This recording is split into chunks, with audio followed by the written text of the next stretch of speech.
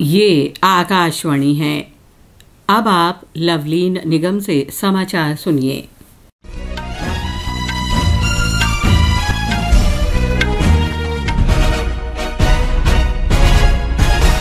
सरकार ने प्रधानमंत्री गरीब कल्याण अन्न योजना 1 जनवरी 2024 से और 5 साल के लिए बढ़ा दी है। इस योजना के अंतर्गत देश में 81 करोड़ गरीबों को 5 किलोग्राम अनाज प्रतिमाह निःशुल्क दिया जाता है। केंद्रीय सूचना और प्रसारण मंत्री अनुराग सिंह ठाकुर ने आज नई दिल्ली में मंत्रिमंडल के इस फैसले की घोषणा की।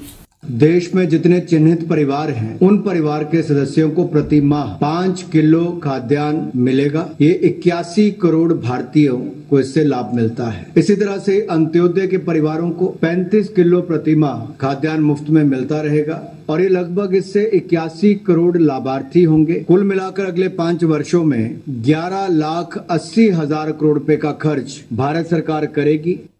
केंद्रीय मंत्रिमंडल ने महिला स्वयं सहायता समूहों को ड्रोन उपलब्ध कराने की केंद्रीय योजना को भी स्वीकृति दे दी है। श्री ठाकुर ने बताया कि इस योजना के अंतर्गत 2023-24 से 2025-26 के दौरान 15,000 चुनिंदा स्वयं सहायता समूहों को ड्रोन उपलब्ध कराए जाएंगे, जिसका उपयोग कृषि संबंधी सेवाओं के लिए किसानों को किराए पर देने के लिए किया जाएगा। तेलंगाना में कल होने वाले विधानसभा चुनाव के लिए सभी आवश्यक तैयारियां कर ली गई हैं।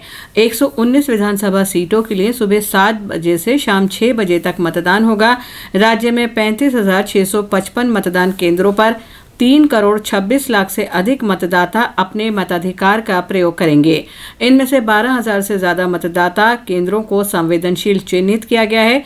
चुनाव आयोग ने निष्पक्ष और स्वतंत्र मतदान सुनिश्चित करने के लिए राज्य में व्यापक तैयारियां की हैं। राज्य में कुल 2,290 उम्मीदवार मैदान में हैं। राज्य विधानसभा चुनाव में सत्तारूढ़ भारत राष्ट्र समिति BRS, कांग्रेस और भाजपा के बीच त्रिकोणीय मुकाबला है। प्रधानमंत्री नरेंद्र मोदी ने उत्तराखंड में सिलक्यारा सुरंग के भीतर पिछले 17 दिन से फंसे 41 श्रमिकों को सुरक्षित निकालने के बचाव अभियानों की प्रशंसा की है। उत्तराखंड में 400 घंटे चला बचाव अभियान सभी फंसे श्रमिकों को सुरक्षित निकाले जाने के साथ कल कामयाब हुआ। सिलक्यारा के बरकोट के बीच निर्माणाधीन सुरंग का एक भाग 12 नवंबर को ढह जाने के कारण सभी श्रमिक सुरंग में फंस गए थे। प्रधानमंत्री ने श्रमिकों को निकाले जाने के तुरंत बाद श्रमिकों के साथ फोन पर बात की और उनके स्वास्थ्य के बारे में जानकारी ली। इस बीच उत्तराखंड के मुख्यमंत्री पुष्कर सिंह धामी ने भी आज राज्य के चिन्यालीसोड़ सामुदायिक स्वास्थ्य केंद्र में सुरक्षित निकाले गए श्रमिकों से मुलाकात की। ये श्रमिक अब स्वास्थ्य केंद्रों में चिकित्सा जांच करवा रहे हैं। मुख्यमंत्री ने 41 श्रमिकों को 1-1 लाख रुपए का वित्तीय सहायता भी वितरित की।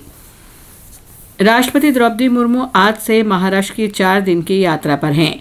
वे पुणे के पास लोनावाला में कैवल्य धाम के शताब्दी वर्ष के सिलसिले में स्कूली शिक्षा प्रणाली से योग को जोड़ने के बारे में राष्ट्रीय सम्मेलन का उद्घाटन करेंगी। राष्ट्रपति शाम को खड़गवासला में राष्ट्रीय रक्षा अकादमी में उनके सम्मान में आयोजित रात्रि भोज में भाग लेंगी। कल राष्ट्रपति मुर्मू खड़गवासला में राष्ट्रीय रक्षा अकादमी के 145वें प्रशिक्षण कार्यक्रम की पासिंग आउट परेड का निरीक्षण करेंगी।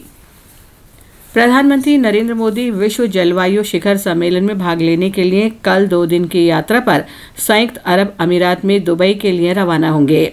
28वां संयुक्त राष्ट्र जलवायु परिवर्तन सम्मेलन COP28 12 दिसंबर को होगा।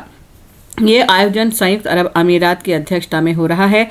COP28 जलवायु परिवर्तन की साझा चुनौती से निपटने की रणनीति और सामूहिक प्रयासों पर चर्चा का मंच है।